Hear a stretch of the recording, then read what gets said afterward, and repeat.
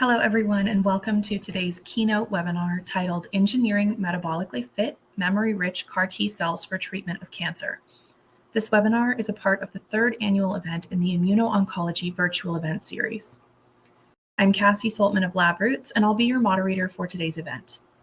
Today's educational web seminar is presented by LabRoots. Before we begin, I would like to remind everyone that this event is interactive. We encourage you to first participate by communicating with other attendees using our live chat feature during the presentation.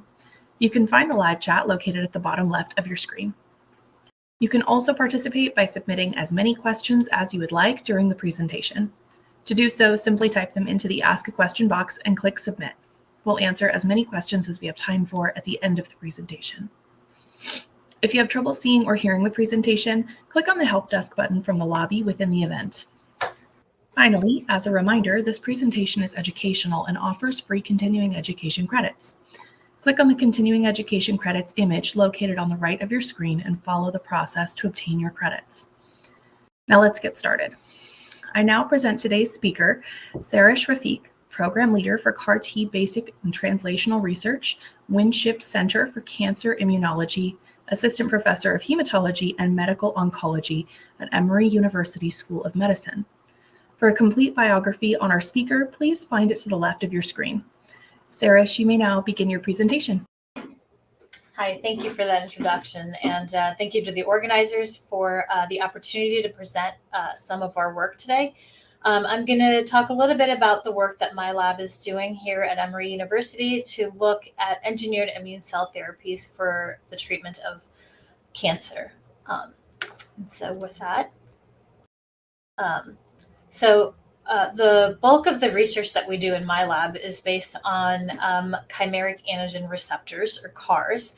And CARs are really modeled after T cell receptors. And so as you can see on the figure on the left, a T cell receptor has an antigen binding domain along with activation and recruits co-stimulatory domains in order to activate the T cell upon antigen recognition, such as tumor antigen recognition.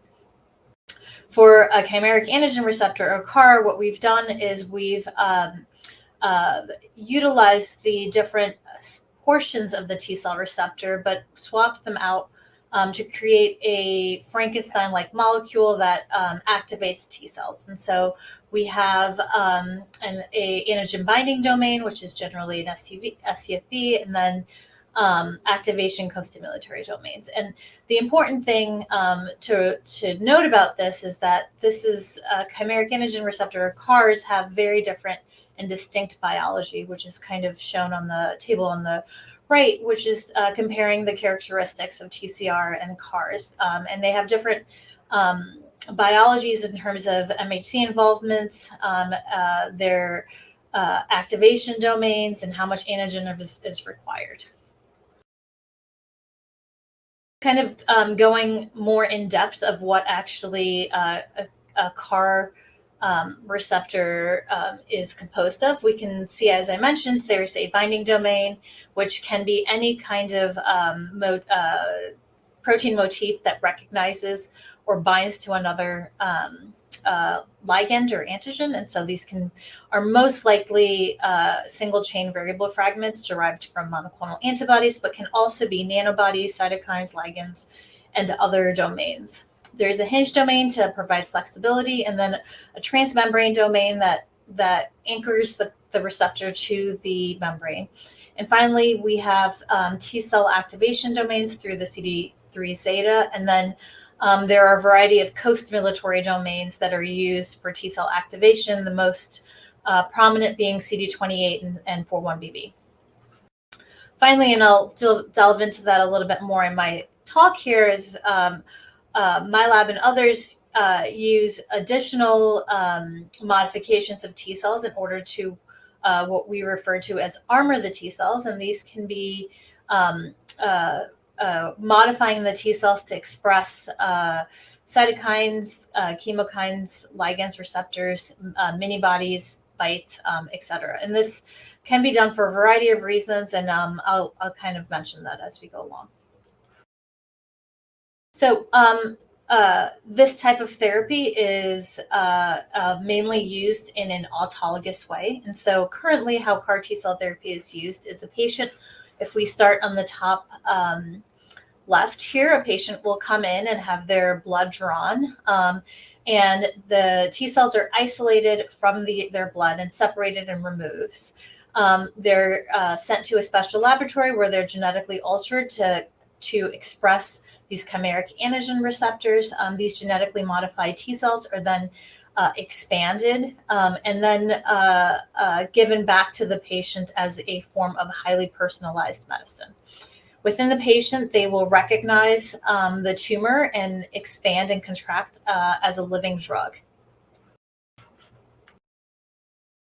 So this type of therapy has been very successful for different types of hematological malignancies. Here is a nice schematic looking at the current FDA-approved CAR T-cell constructs. And so if we think about our blueprint of CAR design slide that I showed a couple slides back, we can see this is the format of these different FDA-approved CAR products.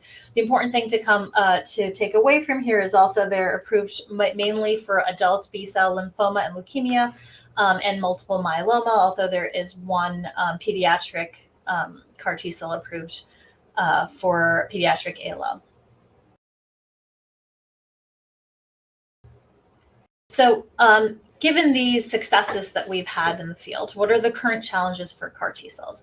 And so we know in hematological malignancies where this therapy has been very successful, there is an issue of durability of response where although in some cases there are high rates of complete responses in patients, these responses are short-lived and many patients relapse.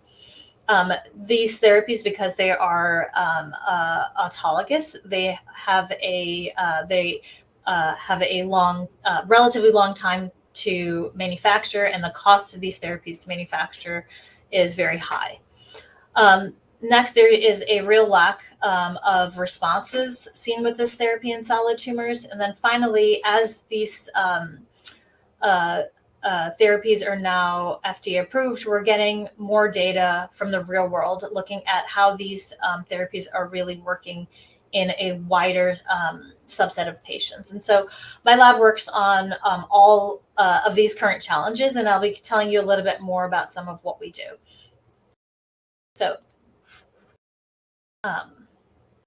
So the overview for my talk is first I'll talk about a novel microparticle platform that we developed for manufacturing superior CAR T-cell products. And then next I'll talk about a project that we have that's currently getting ready to be submitted, which is antagonizing a novel immune checkpoint on CAR T-cells for the treatment of pancreatic cancer. So first, our multi-cytokine particle platform for manufacturing superior CAR T cells. My lab works very much we believe in team science, and so we have a lot of collaborators with which we work with. For this project, we work with Dr. Eric Dreden, which he is an assistant professor at Georgia Tech, and he's shown in the middle here. And this has been a collaboration between my group and his group. With my student Heather Lynn leading the project on our side, and his graduate student now graduated, Biagio Uricali, on the Georgia Tech side. And so, as I mentioned previously, although there are great responses sometimes with CAR T cells in hematologic malignancies, most patients don't achieve a sustained response. And so this schematic here is showing 4 different types of B-cell leukemias or lymphomas for which CAR T cells are used. And each figure represents 10% of patients. And so as we can see here, we'll focus on the top, which is large B-cell lymphoma, because that'll be the focus of this section of this talk. So we'll have a small subset of patients which fail to manufacture a product for a variety of reasons. For patients that are infused with a CAR T-cell product, a small subset will have primary resistance where their tumors do not respond to this therapy. Excuse me. However, a majority of patients will go on to have a complete response to this therapy, eventually leading to having a relapse. And so this relapse can be antigen positive or antigen negative. So for this, we're targeting CD19 on B cells or B cell lymphoma. And so they can relapse with either CD19 positive disease or CD19 negative disease. And so the percentage of patients that are achieving a sustained complete response is only a very minor subset.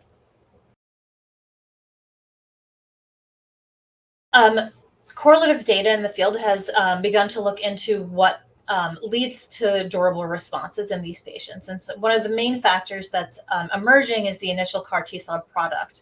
And so that the phenotype of the initial CAR T cell product can greatly impact therapeutic outcomes. And so looking in patients who have had durable responses, we see that if we go back and look at the product, CAR T cell product in which they've received, having limited stem-like memory cells in that product is associated with patients who failed to have response. Patients who achieve complete responses have higher frequencies of CD8 T cells expressing memory signatures, and T cell exhaustion signatures are associated with failure to achieve early responses. Therefore, products containing large percentages of central memory and memory stem cells have superior expansion, anti-tumor activity, and persistence in patients. Furthermore, we think that this naive memory CAR T cell subset, having enriched in the product, may lead to decreased toxicity. And so some preclinical work looking at this demonstrates that they produce less T cell derived cytokines and myeloid derived cytokines, and can lead to lower grades of CAR T cell associated toxicity. So if you see the table on the right here demonstrates treatment related adverse events with CAR T cells. And so patients that are treated with CAR T cell products enriched for these memory subsets have lower grades of toxicities.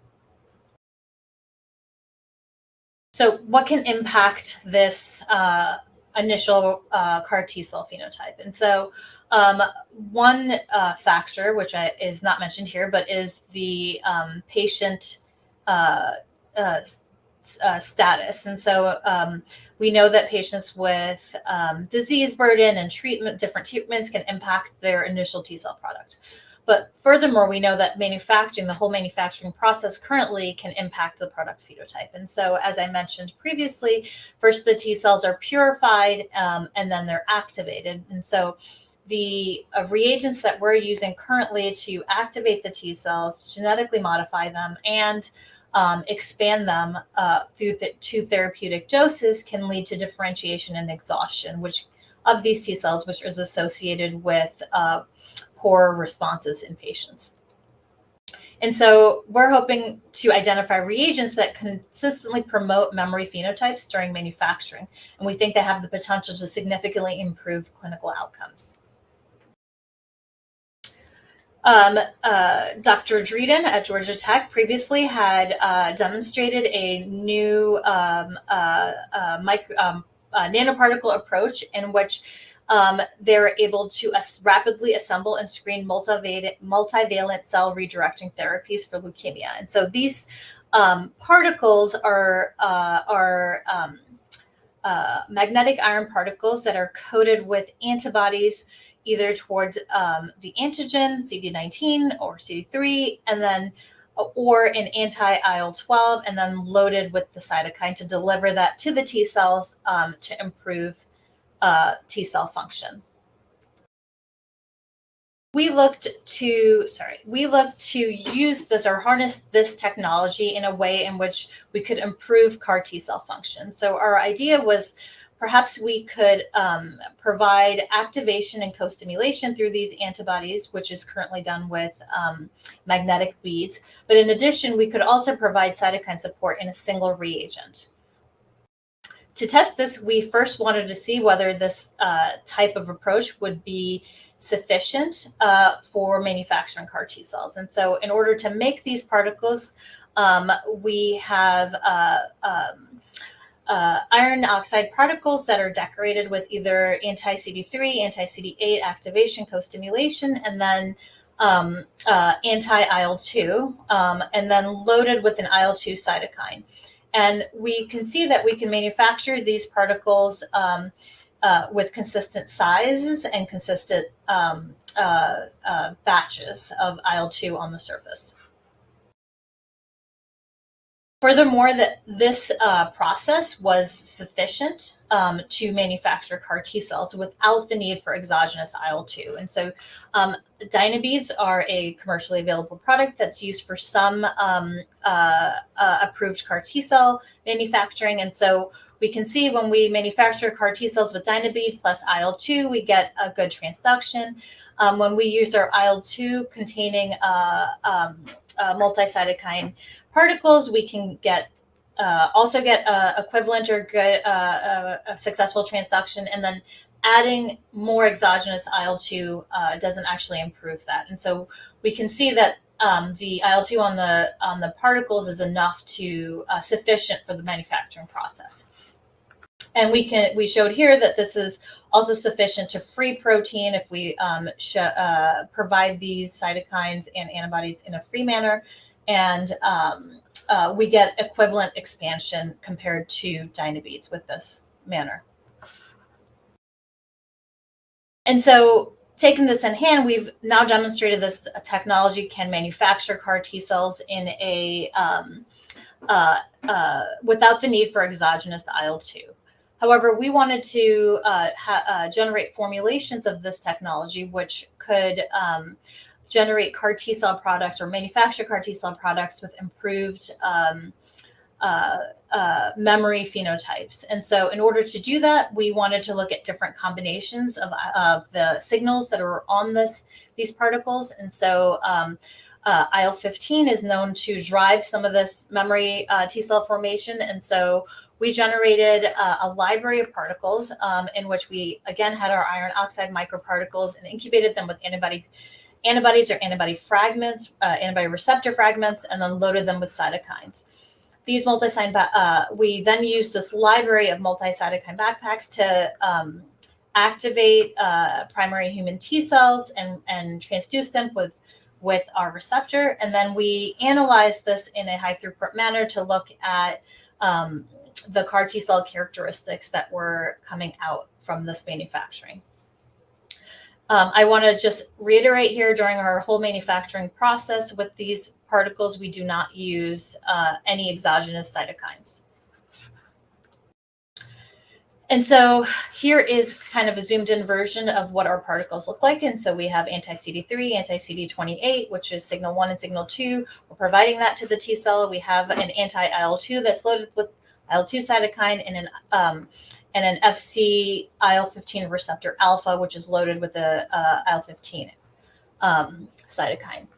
And if we look at the diversity of our library, we can see that across these 4 different signals, we had good diversity and representation of each of these signals. So first, looking at our CAR T cell manufacturing, we first wanted to look at the transduction efficiency, the amount of CARs that are being expressed by these T cells. And so for these graphs here, the dotted line represents the results we obtained with Dynabeads with plus IL-2. And then the bars represent the formulation of CAR T cells. So each of these numbers represents a different formulation of our MCP particles and the CAR T cells that they produced. And so we can see there's a subset, almost all of the formulations have as good, if not a little bit better, transduction efficiency as compared to our Dynabead plus IL-2. And furthermore, if we look for memory phenotypes, especially those that were associated with superior durable responses in patients with B-cell lymphoma, we can see that we have a subset of MCP formulations that are giving us improved or enriched memory CAR T cell products. We wanted to look at this further to see what signals on our particles were associated with these enriched memory phenotypes. And as expected, we saw that greater signals of CD3 or IL-2 on the bead was negatively associated with this memory phenotype, which we know from immunology that we should expect that to be the case. And then CD28 and IL-15 were positively associated with these memory phenotypes. Next, we looked at, we wanted to identify the optimal formulations to use to further characterize the products which we were getting, and so to move forward with. And so we did some cluster analysis looking at CD4 and CD8 T cells using these memory markers, and we could see high, intermediate, and low populations of these less differentiated T cells.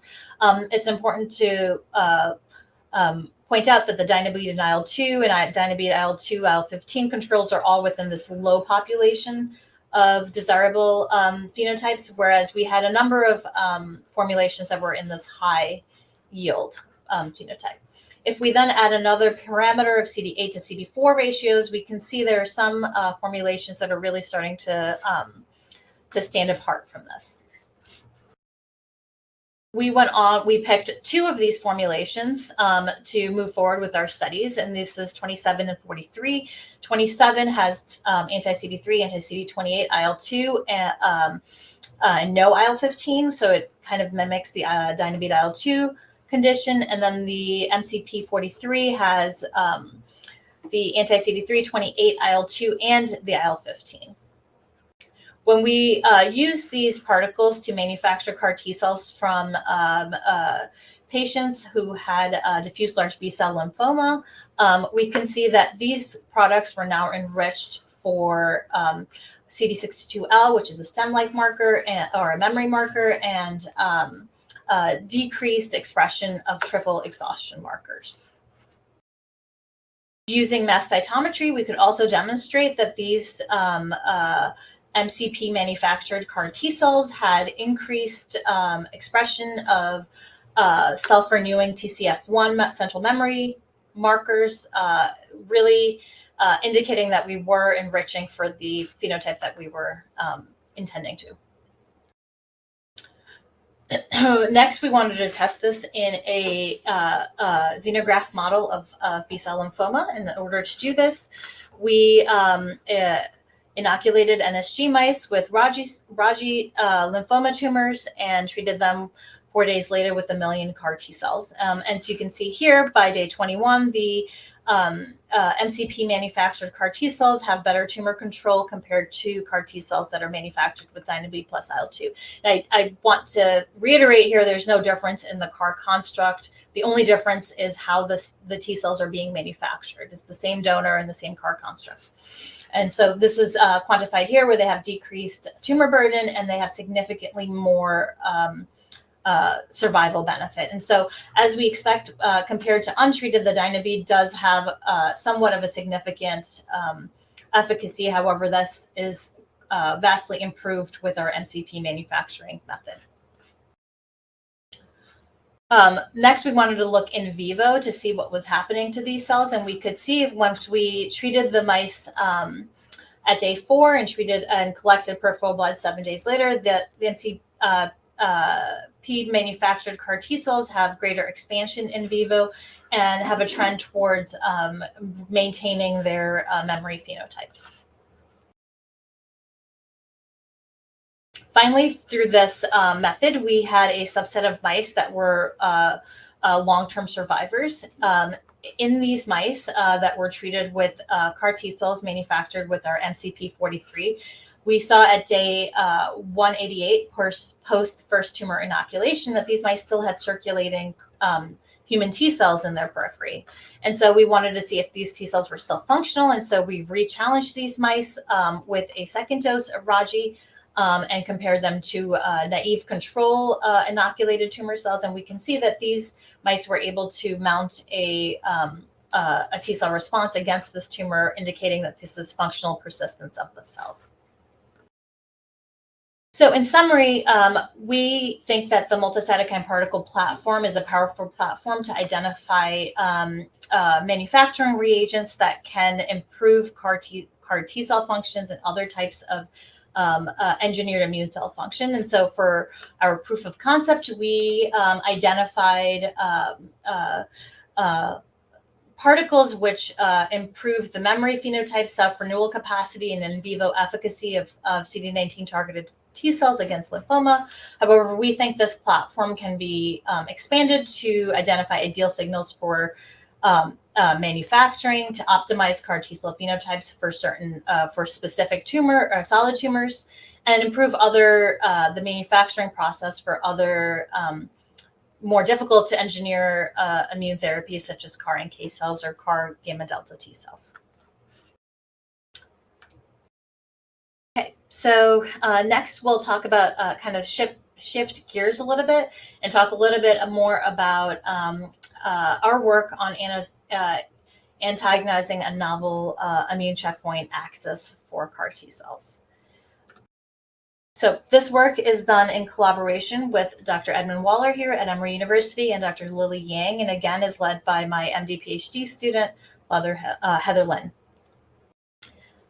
So as I mentioned in my intro, there are some significant challenges to CAR T cells, especially in the setting of solid tumors in which they have been a lot less successful. And so in this diagram here in the third box, you can see that the tumor microenvironment poses a significant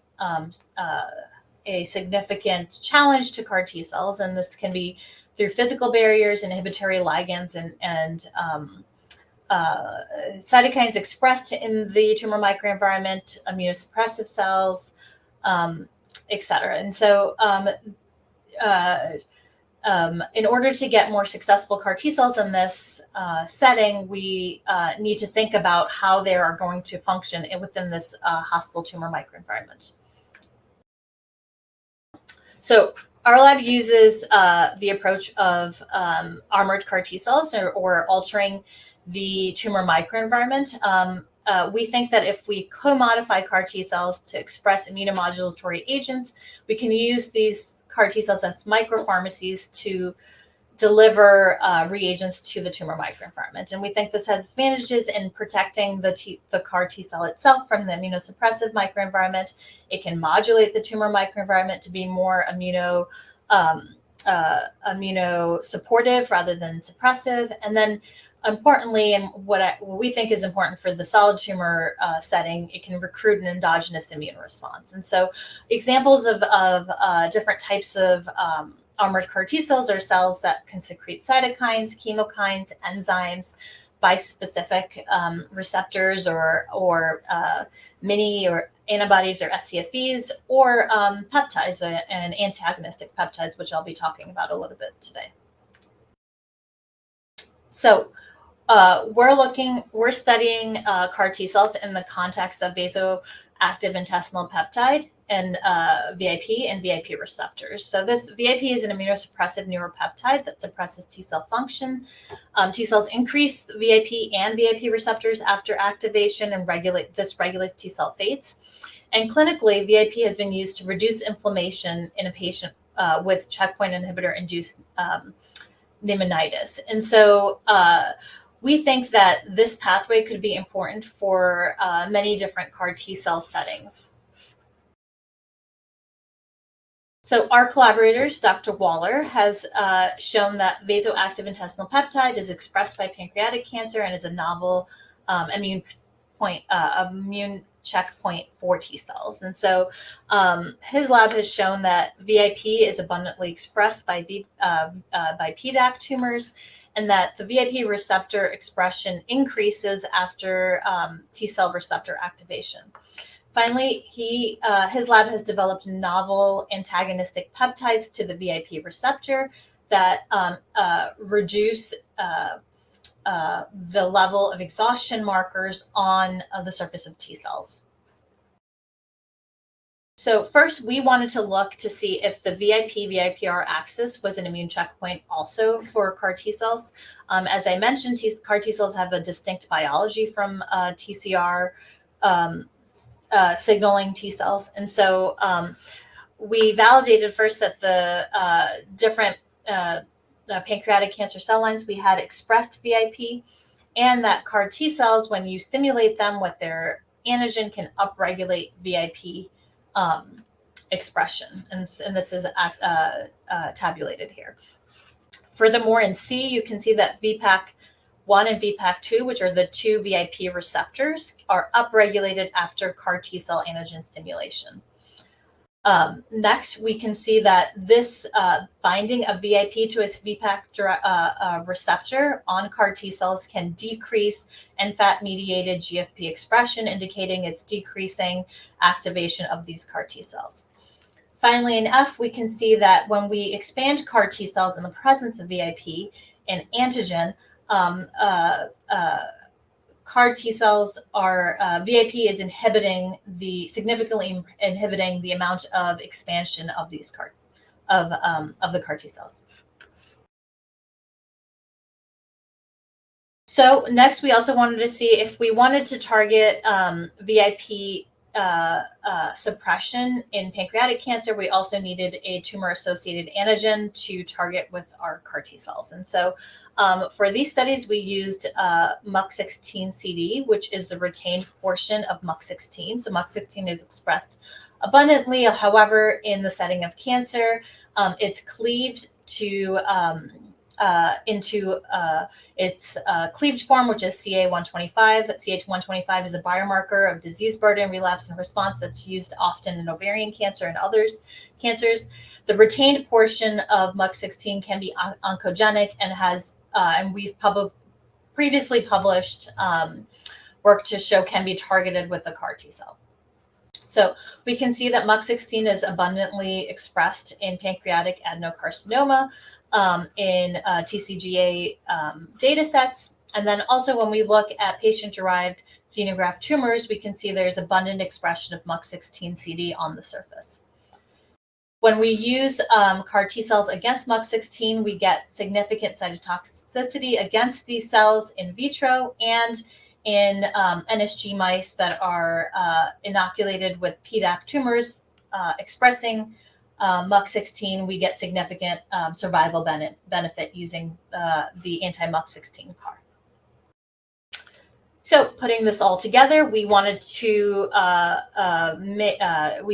engineer novel CAR T cells that were directed against MUC16 and expressed antagonistic peptides against the VIP receptor. And so here we can see our CAR constructs. It's a 28 zeta construct, which is then modified to have a P2A ribosomal skipping domain and the VIP receptor antagonistic peptide.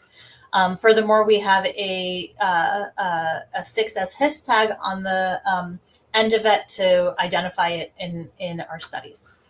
We can see that both CARs are able to transduce CAR T cells and have equivalent cytotoxic potential against MUC16 expressing tumors.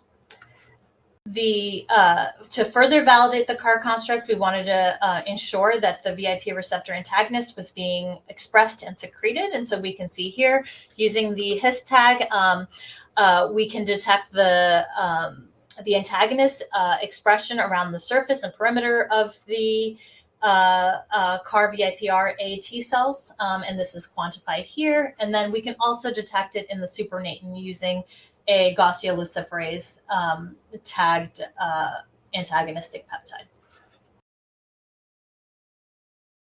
And so now we know that we've actually engineered our VIPR-A CAR T cells. We next wanted to see if we were modulating the VIP-VIPR axis.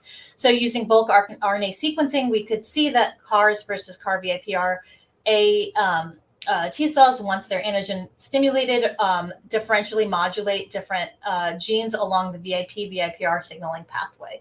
Furthermore, these cells at baseline express less VIP by flow cytometry and have less expression of the VPAC receptor on the surface. To further characterize this, we looked at the baseline characteristics of CAR-VIPR T cells.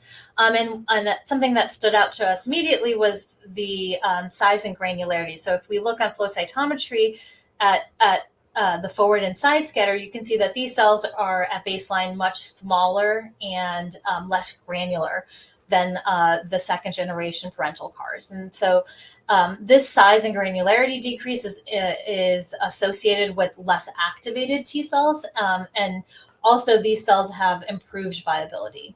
Furthermore, these CAR T cells have decreased cytokine production and decreased exhaustion at baseline. Looking furthermore into their T cell subsets, as I mentioned previously, these naive memory phenotypes within the CAR T cell product are associated with improved outcomes, and we can see CAR-VIPR-A T cells are enriched for memory gene sets, and by flow cytometry express greater markers of these memory or stem-like memory T cells. After antigen, that was at baseline. So once these CAR T cells encounter antigen, however, they are more activated, as indicated by CD69, and express more pro-inflammatory cytokines and less anti-inflammatory cytokines as compared to their CAR second generation counterparts. In culture, in VIP abundant cultures, these T cells have greater expansion, and if we re-stimulate them with antigen every 3 days, they also have improved expansion as compared to the second generation CAR T cell. If we look at day 10, they furthermore have decreased markers of exhaustion at this point. So finally, we wanted to look at these characteristics in vivo. And so using a PANC1 MUC16 positive sub-Q model, we inoculated SCID beige mice and treated them with 5 million CAR T cells. We sacrificed the mice 5 days later to look and define their T cell subsets. And we can see it at day 5, they have mice treated with the CAR-VIPR have greater expansion or persistence in vivo and decreased exhaustion, and they retain this memory phenotype. All of this leads to a better tumor volume control. And so you can see here, there's significant survival advantage to mice treated with CAR-VIPR T cells. When we take out these tumors and look in vivo, these tumors also have greater infiltration of CAR T cells. And that work was done by Corey Wells in the Yang lab. So how are these cells functioning better? So the first, when we went back to our RNA-seq database, we looked at the top enriched pathways that were upregulated after CAR stimulation. And so if we look at the second generation CAR, the top pathways that are enriched are pathways associated with T cell activation and leukocyte cell adhesion. They're pathways that you would expect to be activated in a antigen-stimulated CAR T cell. And so, but however, when we look at our CAR-VIPR stimulated cells, the top enriched pathways have more to do with mitochondrial-related genes, such as mitochondrial matrix, ribosomal biogenesis, mitochondrial endomembrane, et cetera. And so that gave us an idea that these cells were metabolically different than their second generation counterparts.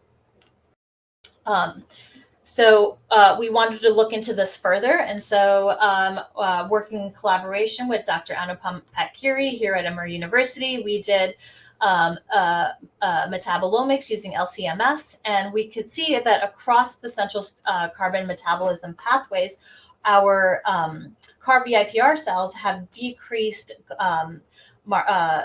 factors of glycolysis, the TCA factor, and even when it comes to energy, they have increased AMP and decreased ATP at baseline.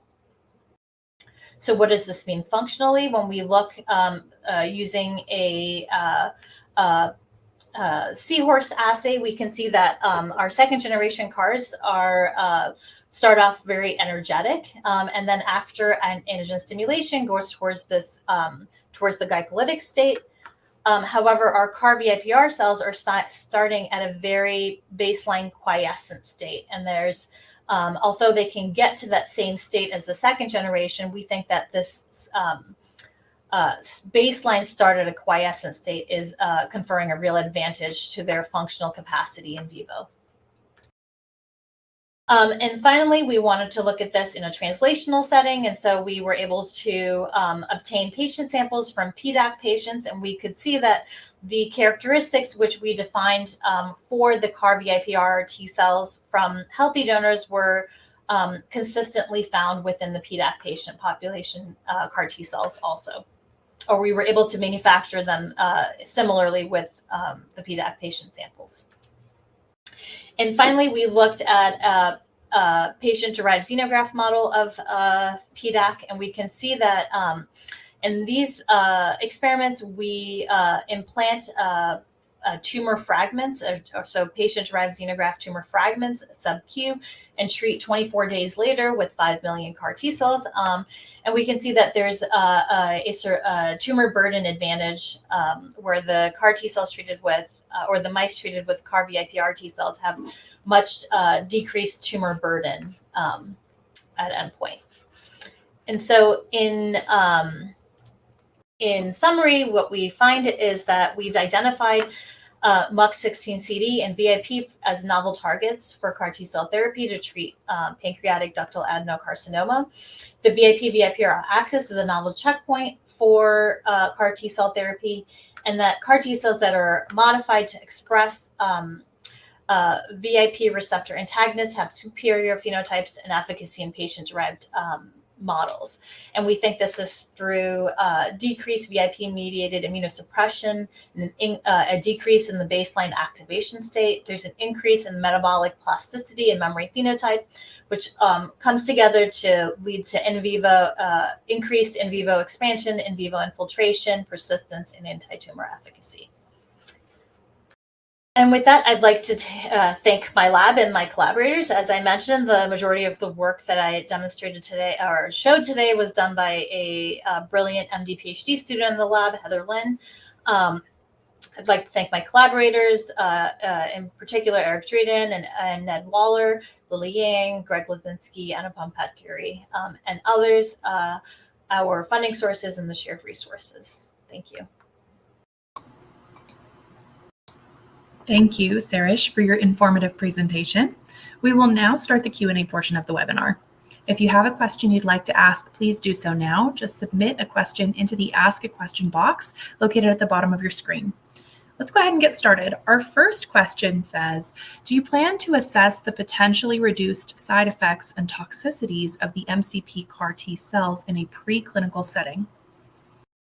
Yeah, that's a great question. And yes, we do want to do that. You know, cytokine release syndrome and neurotoxicity are the two main toxicities that are associated with CAR T cells. And those mouse models are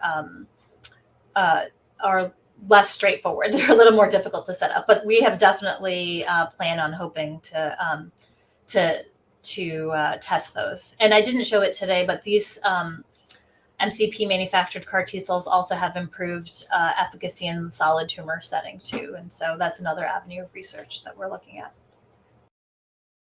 Wonderful, thank you. All right, our next question that we have asks, what are the next applications you're studying with the microparticle technology? Yeah, that's a great question. I think, for us, I think for me, one of the more interesting avenues is to look at this with the CAR NK cells. And so we know that there's a lot of, in NK cell CAR manufacturing, there's a lot of feeder cells and cytokines that are involved. And we think we can really optimize that using this technology and to kind of make a all-in-one reagent that can be used. Wonderful. All right, our next question here says, do other tumors express VIP? Yes. So actually, VIP is expressed by many different tumor types. And so it's expressed by ovarian cancer, by some types of leukemia, acute myeloid leukemia has it, chronic lymphocytic leukemia. And so the efficacy and improved outcomes that we're seeing with our pancreatic cancer studies, I think, can be really applied to leukemia and other types of solid tumors too. And we're looking at those avenues. Wonderful. Our next question that we have here says, have you tried other checkpoint molecules that work similar to better than VIP-RA? Yeah, to better than. So for PDAC, we know that immune checkpoint inhibitors are not very successful in this setting. I think that prior work that I have done has looked at CAR T cells that produce their own anti-PD-1 antibody. And so we're looking actually with that in combination with this antagonist. I think alone it may not be enough, but perhaps in combination the two might be, or anti-PD-1 may not be enough in this setting. Okay, great. Thank you. And it looks like we have time for one more question. That question asks, what is the role of VIP in T cell metabolism? Yeah, so that's a very interesting avenue of research. And so not actually a lot is known about VIP in its roles in T cells and metabolism in general. And so this work is sort of the first that's kind of demonstrated that if you inhibit the receptor and the binding of VIP to receptors on T cells, it actually impacts the metabolic properties of the T cells. And so that's a very interesting area of basic biology that I think that we want to tackle because it's not been described. Great. Thank you, Sarwish. Do you have any final comments for our audience? No, thank you. Thank you again, Sarwish Rafiq, for your time today and your important research. Before we go, I'd like to thank the audience for joining us today and for their interesting questions. Questions we did not have time for today and those submitted during the on-demand period will be addressed by the speaker via the contact information we provided at the time of registration. This webcast can be viewed on demand for 1 year until April 30th, 2025. LabRoots will alert you via email when it's available for replay. We encourage you to share that email with your colleagues who may have missed today's live event. Until next time, goodbye.